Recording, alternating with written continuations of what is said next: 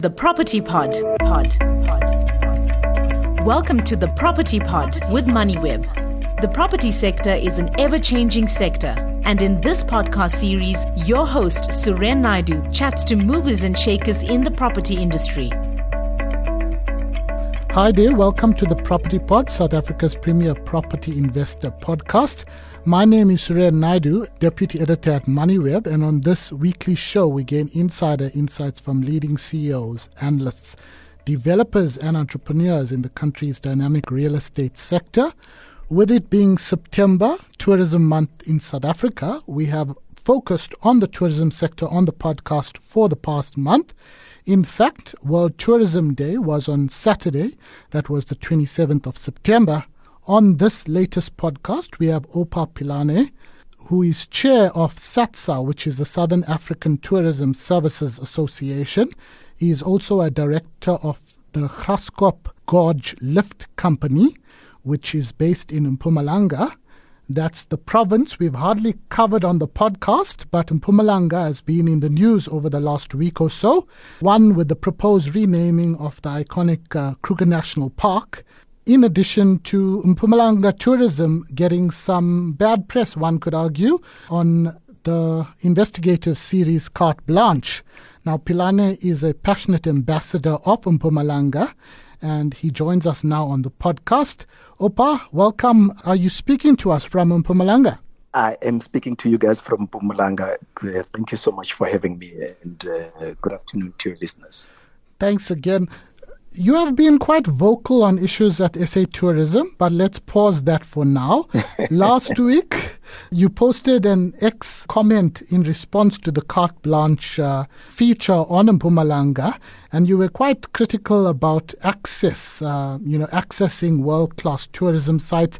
It's not unique to Mpumalanga. Various sites across this country, especially with a lot of them being in rural areas, have suffered from deteriorating infrastructure. Do you want to comment on this, and is it something that keeps you up at night? It does, Soren. I think it is unfair to the economy of the province in particular and the country in general as we struggle with job creation and economic growth, where we have all these amazing gems that are in the care of government, who are supposed to be the custodian of these attractions and economic growth, being the people that are basically sabotaging economic growth. So it is quite sad. And most of these lands are owned by communities who till today have not received a cent from those sites, and they continue to languish in poverty. And yet they see all these buses coming to view these attractions and experience them.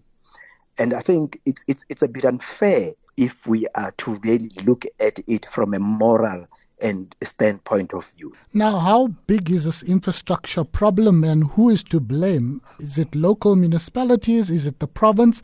Is it Mpumalanga tourism? Well, in this case, in Mpumalanga, it's Mpumalanga tourism. I mean, most of these iconic sites, your Blade River Canyon, your God's Window, and your Three Rondavels, amongst others, they sit with Mpumalanga tourism. And for years, they have neglected them. And what is said about them is that these sites are able to raise their own revenue. I mean, we made an analysis of how much money is collected per annum. Those sites, 5 of them combined, make about 40.1 million rand per annum. And yet they are sitting in a state of derelict, which is really shocking and unfortunate. Thank you for that. What do you think the solution can be? Because you have national government focused, somewhat rural provinces being neglected. I think more than anything else, what we are seeing now is that more and more we are seeing a civil service that is more self-serving service, more than being civil servants. You know, the focus is more on how much money these civil servants can make instead of how much they can help to improve the lives of our people. So there is that growing both at national and provincial and local level. I mean, if you were to zoom further, you would see that there's an increase in operational spend, which largely focuses on salaries, than on upgrades and investments in infrastructure, which is unfortunately a sad part that we're experiencing. I mean, in this case in Mpumalanga, they are given about 500 million rand allocation, and 490 million of that goes to pay salaries. And they are left with 10 million, which unfortunately also that 10 million goes into some of their operational things without much money going into infrastructure upgrade. So that is crazy. I mean, which institution can survive if it is allowed to continue along those lines? So what we now need is that we need government to refocus. We accept that government does not have the money to upgrade these sites. And I think what we need to be then engaging is to looking at how best can we commercialize those sites so that those sites are able to receive the love that they deserve, and that communities can also be part of the beneficiation of those sites. Because as things stand now, we are not going to see any major upgrades from government if you look at the amount of money that goes into their salaries. I'm sure that's the case with a number of tourism or provincial tourism agencies where most of the money goes into operational as opposed to strategic investments. Opa, can you share a little bit of insight in terms of your background in tourism? Have you ever been part of Mpumalanga tourism? I mentioned SATSA, but you're also a director of the Graskop Gorge Lift Company.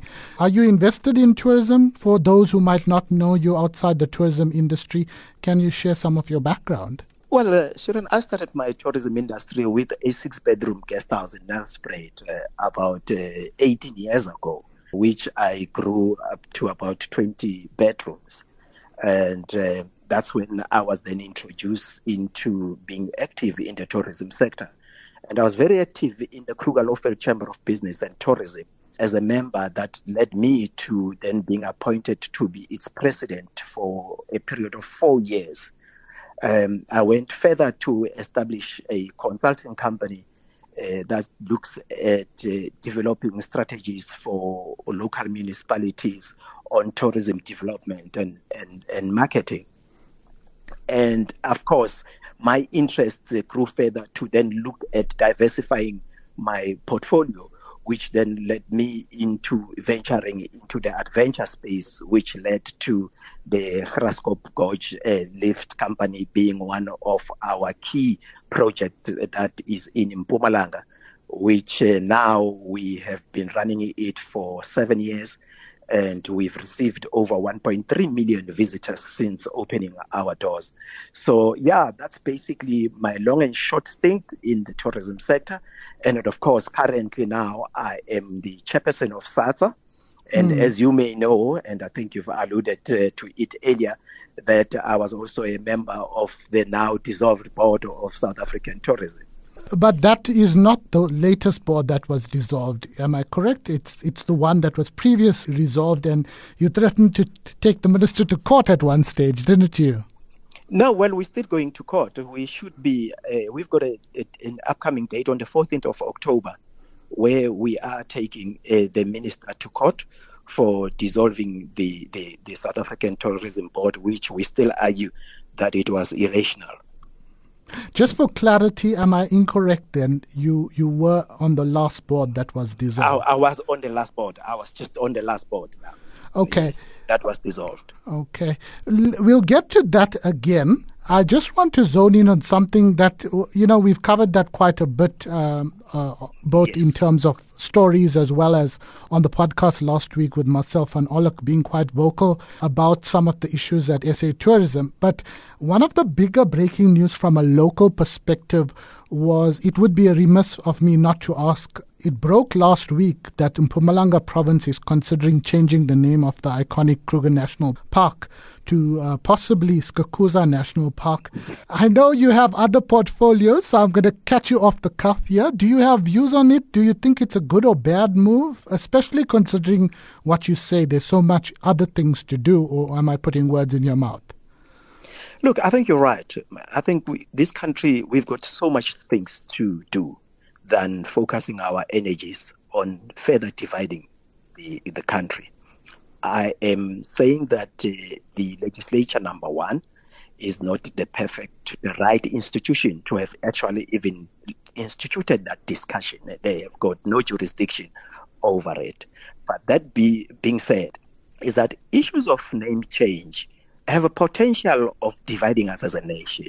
But at the same time, it is discussions that unfortunately we can't push aside.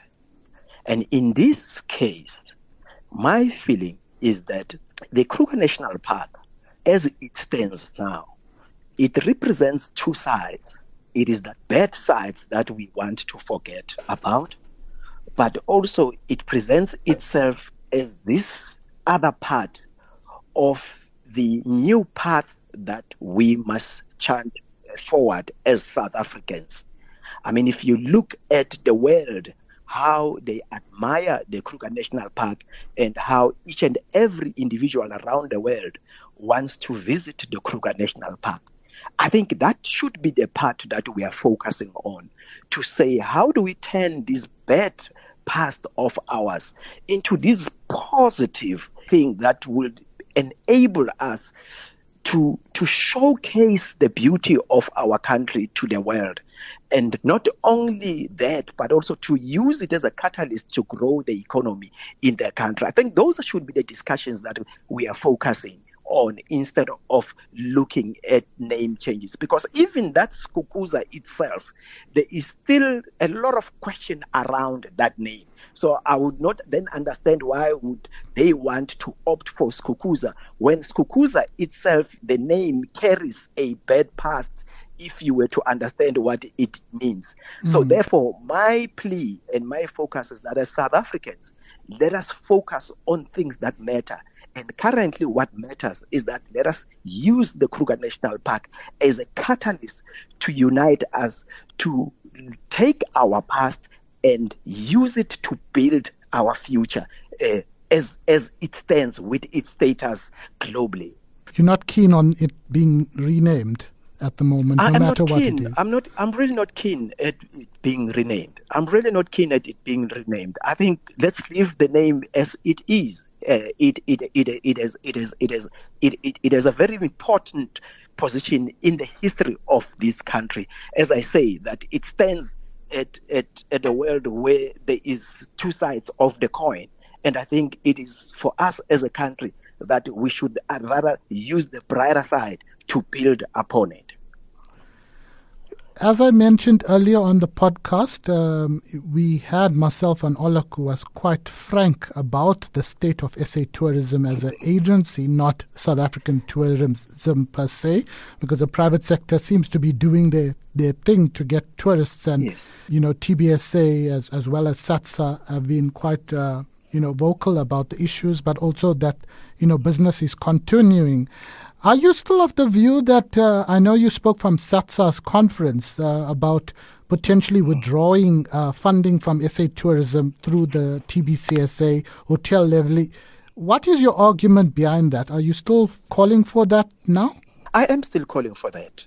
I think that money can be best utilized. I mean, if you look at the state of SAT right now, it is not in a good position where such amount of money could then be put into that organization. Right now, the organization is directionless, and what we need is that we need a much more focused DMO, which should be able to sell this country internationally. I mean, as we stand now, we are not showing, SAT is not showing up in many international events. It is not in the international golf event. It is not at IMEX. We are not even sure whether we are going to be appearing at WTM London. So, and then you want to take money and further put it into an institution that is like that. So that does not really serve us as the tourism sector well. So I feel that the private sector has been doing a good job, and I think this money can then be best used to be utilized to market, South African tourism. until we can get hold of SAT and ensure that there is stability in that TMO. Just for our listeners, out of interest, that campaign that some people were a little bit critical of with Trevor Noah was actually financed by the private sector. It wasn't financed by SA Tourism. It was through Tourism Business Council of South Africa and other organizations. Opa, do you think things can be fixed? It seems the minister has made her mind and, moving ahead. Do you think that relationship can be mended? I see she was at the Tourism Business Council conference, which is another conference outside SATSA recently. I think at some point, we've got to understand that tourism is much bigger than us. And that as tourism practitioners, our interest is not on personalities, but on making sure that tourism works for all. But at the same time, we should not then be naive and think that we would then allow political overreach. Where there are differences with the minister, we should be able to tackle them and be able to find ways of resolving them. And if we can't resolve them on discussions and in tables, then we can go to court, as we are planning to go to court now. But that should not be viewed as a personal fight. It is not personal. It has to do more with issues of governance. I mean, this country, as you can see now, with some of the commissions going on, we are discussing issues of political overreach. And unfortunately, that political overreach has been experienced in tourism. And I think the courts will then have to pronounce themselves. But at the same time, I think we need to be able to be above all these personal feelings that we have and be able to put the interest of tourism and the interest of the country before everything else. Thanks for that, Opa. Just to conclude, you are an ambassador for Mpumalanga tourism. Do you want to share some thoughts on why visit Mpumalanga and what needs to be done beyond what you've already highlighted? This is the Property Pod. So is there any big projects we can look forward to that maybe you're not directly involved with, but it's worth highlighting on the Property Pod? Look, I think we are on Thursday, this coming Thursday, going to be discussing with the provincial government around issues of possible investment. And I think tourism will highlight the most on that area, because we want them to be able to say, how do we use all these attractions that we are complaining about as catalyst to attract the private sector investment? So there is a reason, and absolutely a good reason, for every citizen of this country to come and visit Mpumalanga, because the views are breathtaking, and there is nothing that you can experience outside this province which you would see anywhere else. So I would definitely encourage a whole lot of visitors that still want to visit Mpumalanga, that they should not be deterred by these negative reviews that we are seeing and all the noise that we are making. This is done in the interest of ensuring that we have world-class facilities that will ensure that they have the best time when they come into Mpumalanga. So Mpumalanga is still the best destination for people to come and visit, and we will definitely encourage them to put it in their bucket list this coming summer. Opa, we'll have to leave it there. I appreciate your time on the pod. That was Opa Pilane, the chair of SATSA, as well as a director at the Kraskop Lift Company. He's also an ambassador for tourism in Mpumalanga. Thanks for listening to the Moneyweb Property Pod with Suren Naidu. To listen to more episodes, go to moneyweb.co.za or the Moneyweb app and follow Moneyweb News for daily updates. Follow Suren on Twitter @Suren Naidu for more of his property industry content and other business stories.